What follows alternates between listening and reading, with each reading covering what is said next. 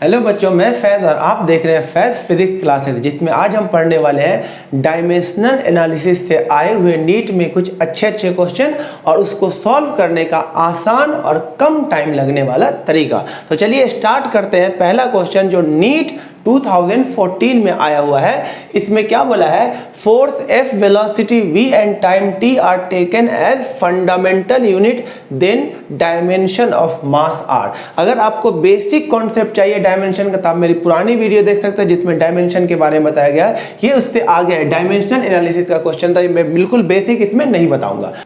तो चलिए आज की पढ़ाई इस क्वेश्चन से स्टार्ट करते हैं, जिसमें क्या बोला है, फोर्स F, वेलोसिटी v और टाइम t जो है उसको अगर हम फंडामेंटल यूनिट के टर्म में अगर ले लेंगे तो मास का डायमेंशन क्या होगा। तो उसके लिए देखिए बिल्कुल आसानी से इस क्वेश्चन को किया जा सकता है। तो आप फोर्स का डायमेंशन पहले लिख दें। फोर्स का डायमेंशन क्या होता है, mlt-2, और फोर्स का डायमेंशन m, इसको लिख सकते हैं हम lt-1 और फिर t-1, ऐसे लिख सकते हैं। तो ये हो गया F का डायमेंशन, ये m, और ये लिखा हुआ वेलोसिटी का डायमेंशन ये t-1। तो यहां से हमारे पास आ जाएगा मास का डायमेंशन इज इक्वल टू, ये दोनों इसके नीचे चला जाएगा, F अपॉन में v t-1, ऊपर होगा तो F v की पावर -1 t की पावर +1। तो ये कौन सा है, option D is the right answer.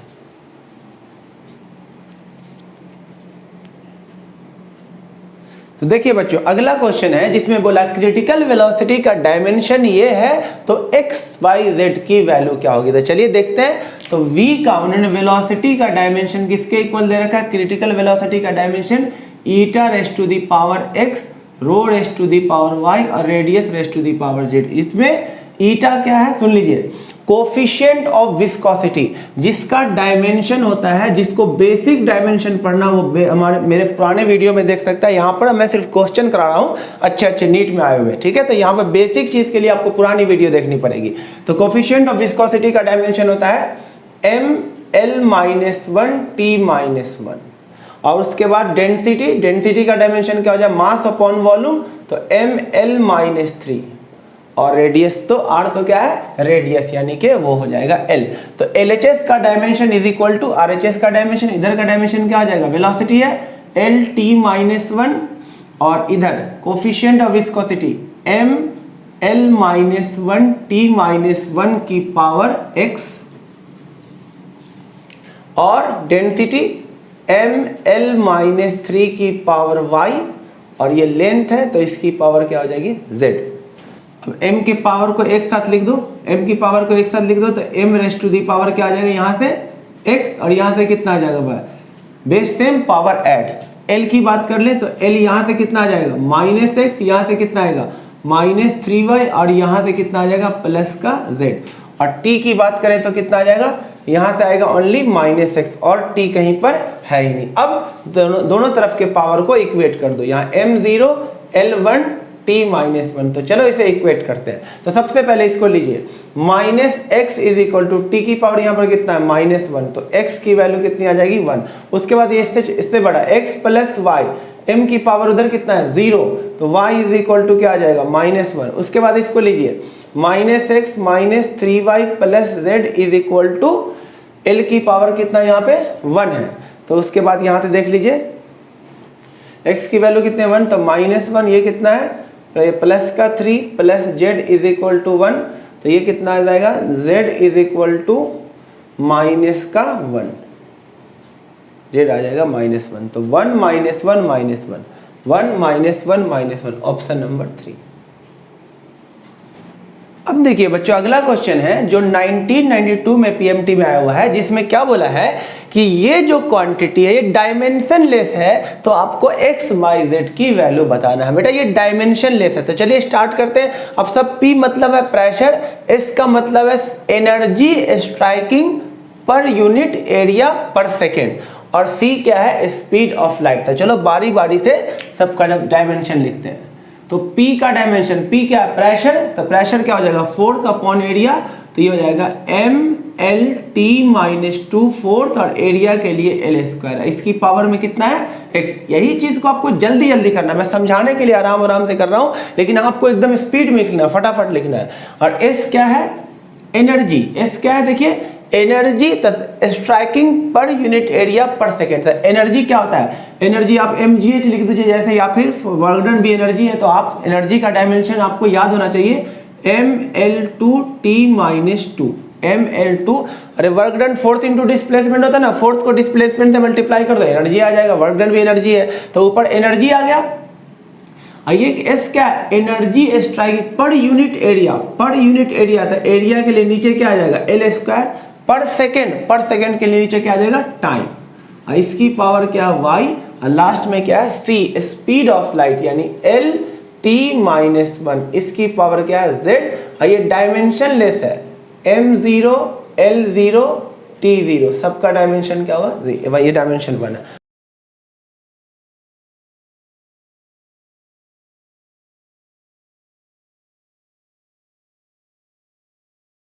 अब इन तीनों इक्वेशन को क्या करना, सॉल्व करना है और फिर उसका आंसर लगाना है इसको, तो आपको सॉल्व करने में कुल मिलाकर 4 दिन लग जाएंगे, और आप नीट का पेपर 1 घंटे में जो फिजिक्स का पार्ट है वो आप 10-15 ही कर पाओगे।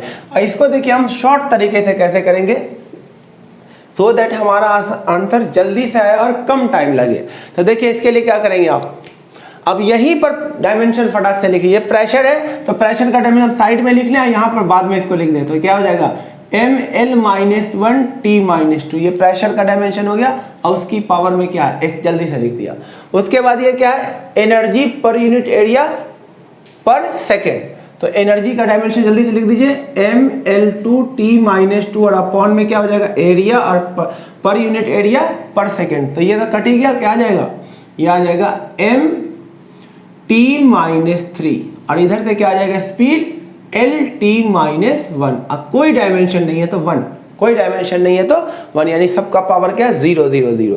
तो अब हमें क्या करना है, इसकी पावर में क्या था y, इसकी पावर में क्या है बच्चे z।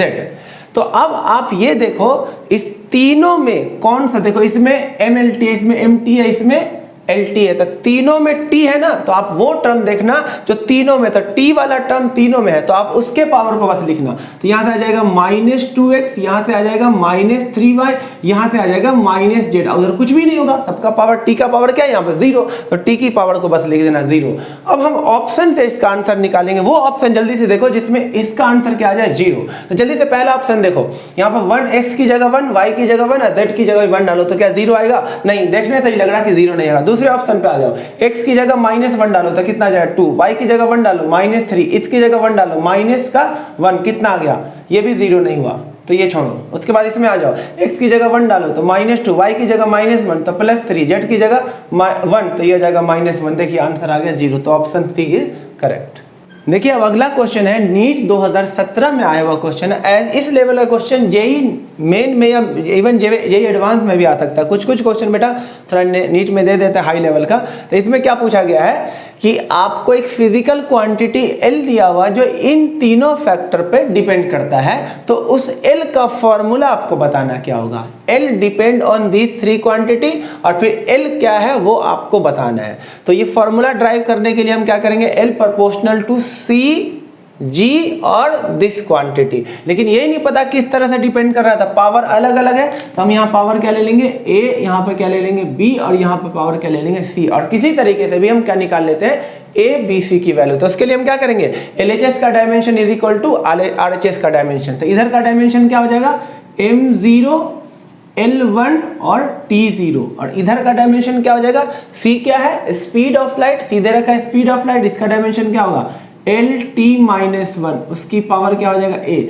G का डायमेंशन इस फॉर्मूले से निकाल लो, F क्या होता है G m1 m2 अपॉन में r स्क्वायर, तो G किसके इक्वल आ गया F r स्क्वायर अपॉन में m1 m2, फोर्स का डायमेंशन MLT-2, r स्क्वायर के लिए L स्क्वायर, 2 मास के लिए 1 मास कट जाएगा तो कितना आ जाएगा m-1 L3T-2, ये G का डायमेंशन आ गया, और 1 ये q square upon 4 pi epsilon naught का डायमेंशन कूलम्ब्स लॉ से F is equal to 1 upon 4 pi epsilon naught q square upon में r स्क्वायर, तो इसका डायमेंशन क्या हो जाएगा, ये r स्क्वायर इधर चला जाएगा, F के लिए MLT-2, r स्क्वायर के लिए L स्क्वायर, तो कितना आ जाएगा ML3T-2, इसको हम पुट कर देते हैं।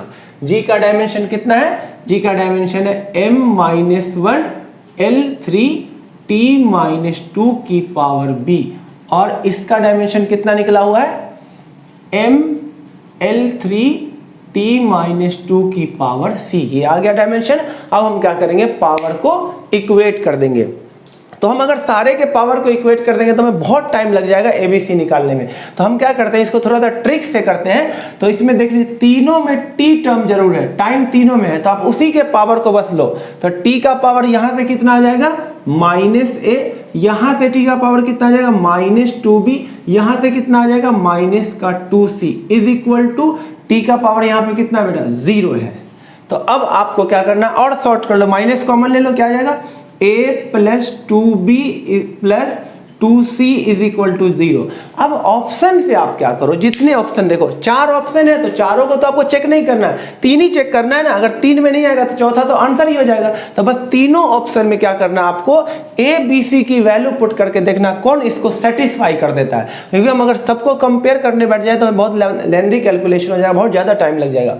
और तो हम क्या करते हैं, ऑप्शन सही से क्या कर लेते हैं, टिक कर लेते हैं कौन था इसको सेटिस्फाई कर रहा है। देखो a की वैल्यू कितनी है 2, b की वैल्यू 1/2 और c की वैल्यू भी क्या 1/2, पुट करके देखो यहाँ तो क्या आएगा, नहीं ये तो तीनों प्लस प्लस है, कभी हो ही नहीं सकता 0, 3 प्लस का सम 0 होगा ही नहीं, चला गया ये। इसको चेक करते हैं, a की वैल्यू -2, a की वैल्यू -2, b की वैल्यू -1/2 यहाँ डालेंगे तो कितना आएगा, -1/2 डालेंगे तो -1 आ जाएगा।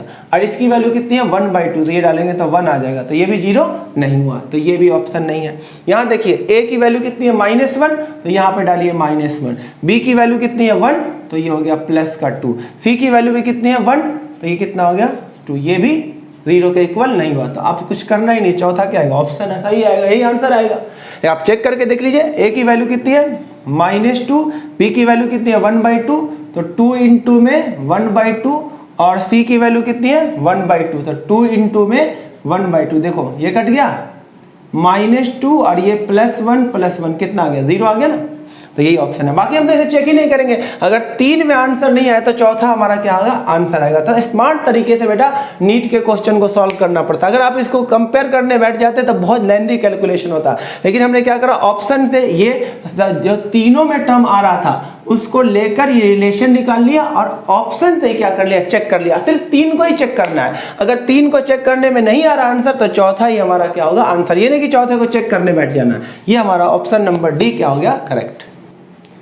तो अगला क्वेश्चन है नीट 2016 का, जिसमें क्या बोला है, Planck's constant h, speed of light c and universal gravitational constant g are the 3 fundamental constant, then dimension of length क्या होगा, लेंथ का डायमेंशन निकालना है। यानी कि l इन तीनों पर डिपेंड कर रहा है, तो आपको l का फॉर्मूला निकालना है। तो क्या कैसे करेंगे ऐसे क्वेश्चन को, l प्रोपोर्शनल टू h की पावर a और c की पावर b और g की पावर क्या ले लेंगे c, और फिर दोनों तरफ का क्या कर देंगे, डायमेंशन इक्वेट कर देंगे और a b c को निकाल लेंगे। तो इधर का डायमेंशन कितना आ जाएगा, लेंथ है तो ओनली क्या आ जाएगा m0 l1 t0 इधर का डायमेंशन, और इधर प्लैंक्स कांस्टेंट का डायमेंशन आप यहां से निकाल लीजिए। एनर्जी क्या होता है h न्यू, तो h क्या हो जाए एनर्जी अपॉन न्यू, एनर्जी का डायमेंशन क्या होता है ml2 t-2 और फ्रीक्वेंसी का t-1, तो इसका डायमेंशन आ जाएगा प्लैंक्स कांस्टेंट का ml2 t-1, ये प्लैंक्स कांस्टेंट का डायमेंशन आ गया। ml2 t-1 की पावर a, स्पीड का डायमेंशन क्या होता है lt-1 की पावर b, और g का डायमेंशन मैंने पिछले क्वेश्चन में बताया m-1 l3 t-2 की पावर c। अब हम फिर से क्या करेंगे, सारे पावर को इक्वेट करेंगे तो बहुत टाइम लग जाएगा सॉल्व करने में और हमारा बहुत टाइम लैप्स हो जाएगा। ट्रिक से करेंगे, तीनों टर्म, कौन सा टर्म तीनों में है, इसमें भी t है, इसमें भी t है, इसमें भी t था, t के पावर को क्या करते हैं, इक्वेट करते थे। t का पावर यहां से क्या आएगा बताइए, -a, यहां से कितना आ जाएगा -b, यहां से कितना आ जाएगा -2c, और t की पावर कितना बेटा 0, माइनस कॉमन ले लो, एकदम आसान तरीका, a + b + 2c = 0। और ऑप्शन से चेक कर लो बेटा, 3 ऑप्शन को ही चेक करना है, अगर 3 में आया तो सही, नहीं तो चौथा क्या आ जाएगा, आंसर हो जाएगा चौथा ऑप्शन। तो इसको चेक करते हैं कि तीनों ये किसको, कौन सा ऑप्शन इसको सेटिस्फाई कर रहा है। देखो जल्दी से चेक करो, a यहाँ कितना है, a कितना है हमारा 1/2 है, यहाँ पे 1/2, b है c वाला पावर, c का पावर है बेटा b है ना, c का पावर कितना ऊपर जाएगा तो -3/2, यहाँ पे आ जाएगा -3/2, और प्लस 2 और c कौन है, g का पावर, तो कितना है 1/2, 1/2 ये हो गया। तो हमारे पास कितना आ गया ये देखिए 1/2 और -3/2 प्लस 1 कितना आ जाएगा ये माइनस का 1/2 0। पहला ही ऑप्शन, आगे जाना ही नहीं है, पहला ऑप्शन क्या आ जाएगा सही। हाँ देखिए बच्चों अगला क्वेश्चन क्या है जिसमें लिखा हुआ है फ्रीक्वेंसी किसके इक्वल है, a m की पावर x k की power y। f frequency a dimensionless कोई कांस्टेंट है, m मास है और k क्या है स्प्रिंग कांस्टेंट। दोनों इक्वल है, दोनों का डायमेंशन क्या कर देंगे सिंपल इक्वल। LHS का dimension is equal to RHS का डायमेंशन था। इधर क्या फ्रीक्वेंसी का डायमेंशन क्या हो जाएगा t-1 और इधर का डायमेंशन a का कोई डायमेंशन नहीं, मास के लिए m की पावर x और k का डायमेंशन स्प्रिंग कांस्टेंट क्या होता है F इज इक्वल टू होता है बच्चों F प्रोपोर्शनल होता है y की। जब स्प्रिंग को हम खींचते हैं तो जितना ज्यादा डिस्प्लेसमेंट होगा उतना ही इसके अंदर रीस्टोरिंग फोर्स होता है, और जब ये प्रोपोर्शनलिटी का साइन हटता है तो एक कांस्टेंट आ जाता है k, इसी को हम बोलते हैं स्प्रिंग कांस्टेंट। तो यहाँ पर k किसके इक्वल हो गया F अपॉन में y, तो k का डायमेंशन क्या हो जाएगा mlt-2 अपॉन में y है लेंथ तो l, तो k का डायमेंशन हो जाएगा mt-2। तो यहाँ पे डाल दीजिए k का डायमेंशन क्या आ जाएगा mt-2 की पावर y। तो इसको आप एक साथ लिख दीजिए m की power x plus y t की पावर -2y, इधर क्या है m0 l0 t-1 और इक्वेट कर दीजिए पहले t वाले को, -2y इज इक्वल टू -1, तो y की वैल्यू कितनी आ गई 1/2। अब x plus Y is equal to M की पावर कितना है 0, तो x इज इक्वल टू क्या आ जाएगा -1/2 यानी -y है ना, और y की वैल्यू कितनी है तो 1/2, x की वैल्यू -1/2 और y की वैल्यू 1/2, तो x -1/2 और y 1/2 ऑप्शन डी। अब देखिए बच्चों अगला क्वेश्चन है AIEEE 2008 का, जिसमें क्या पूछा गया है simple dimension of magnetic field. Magnetic field का डायमेंशन क्या होगा, तो ये वही बता सकता है जो बच्चे ने 12th कर या 12th में हो, 3rd चैप्टर में ये मैग्नेटिक इफेक्ट ऑफ करंट में। देखिए करके देखते हैं, तो आपने 3rd चैप्टर में पढ़ा होगा force on charge particle in magnetic field कितना होता है QVB sin theta, QVB sin theta. तो यहां से बताइए B किसके इक्वल हो जाएगा F अपॉन में Q इंटू में वेलोसिटी, और sin थीटा का कोई डायमेंशन नहीं होता है। तो अब इसका अगर हम डायमेंशन निकालें तो फोर्स का डायमेंशन क्या हो जाएगा mlt-2। चार्ज के लिए उन्होंने कूलम दे दिया, सब में c लगा हुआ है, तो चार्ज के लिए आप ले लीजिए c, और वेलोसिटी के लिए क्या हो जाएगा lt-1। तो आंसर क्या आ जाएगा m, l से तो l कट गया, t हो जाएगा ये ऊपर जाके प्लस -1 और c -1। तो कौन सा ऑप्शन है option C, option C is the right answer. देखिए बच्चों अगला क्वेश्चन है जो PMT 2010 में आया हुआ था। सिंपल आपको डायमेंशन निकालना है 1/ε0 इलेक्ट्रिक फील्ड का स्क्वायर, इसका डायमेंशन निकालना है। तो देखिए ε0 किस में आएगा कूलम्स लॉ में के फॉर्मूले में, तो F इज इक्वल टू क्या होता है 1/4πε0 Q1 Q2 अपॉन में r²। तो यहाँ से ε0 की वैल्यू निकालो, क्या आ जाएगा Q² अपॉन में 4πr² इंटू F। इसको रहने दो, क्यों निकाल लिया। अब इलेक्ट्रिक फील्ड का फॉर्मूला क्या होता है, इलेक्ट्रिक फील्ड होता है फोर्स पर यूनिट चार्ज, ये आ गया। तो देखिए यहाँ से इलेक्ट्रिक फील्ड का आप दोनों की वैल्यू डाल दीजिए, क्या लिखा हुआ हाफ ε0 E², इसकी वैल्यू कितनी, हाफ को लिखो हाफ, और ε0 की जगह लिखो Q² अपॉन में 4πr² इंटू F, और उसके बाद E² की जगह इसका स्क्वायर करो, क्या आ जाएगा F² अपॉन में Q² कट जाएगा, एक F कट जाएगा, और जब आप इसका डायमेंशन निकालोगे हाफ ε0 E² का डायमेंशन, तो हाफ का कोई डायमेंशन नहीं होगा, फोर्स का डायमेंशन mlt-2, 4π का कोई डायमेंशन r² यानी कि l², तो एक l कट जाएगा ml-1t-2, ये है सही जवाब, जो कि कौन सा है ml-1t-2 ऑप्शन बी। अब देखिए बच्चों हमारे पास क्वेश्चन है जिसमें क्या बोला गया है h अपॉन आई का डायमेंशन इनमें से किसके इक्वल होगा। h है प्लैंक्स कांस्टेंट, I क्या है मोमेंट ऑफ इनर्शिया। तो प्लैंक्स कांस्टेंट का डायमेंशन कैसे निकालेंगे, एनर्जी किसके इक्वल होता है h न्यू, तो h किसके इक्वल हो जाए एनर्जी अपॉन में फ्रीक्वेंसी। तो h का डायमेंशन, एनर्जी का डायमेंशन ml2 t-2 और फ्रीक्वेंसी t-1, तो प्लैंक्स कांस्टेंट का डायमेंशन क्या हो जाएगा ml² t-1। ये प्लैंक्स कांस्टेंट का डायमेंशन आ गया। Moment of inertia I is equal to क्या होता है mr², तो मोमेंट ऑफ इनर्शिया का डायमेंशन क्या हो जाएगा m और r यानी लेंथ l²। तो ये आ गया। अब दोनों को डिवाइड कर दे तो h/i का डायमेंशन क्या हो जाएगा ml² t-1 ml²। और तो ये क्या हो गया, कट गया, आंसर क्या आ गया t-1, जो कि किसका डायमेंशन होता है फ्रीक्वेंसी का। Option B is the right answer.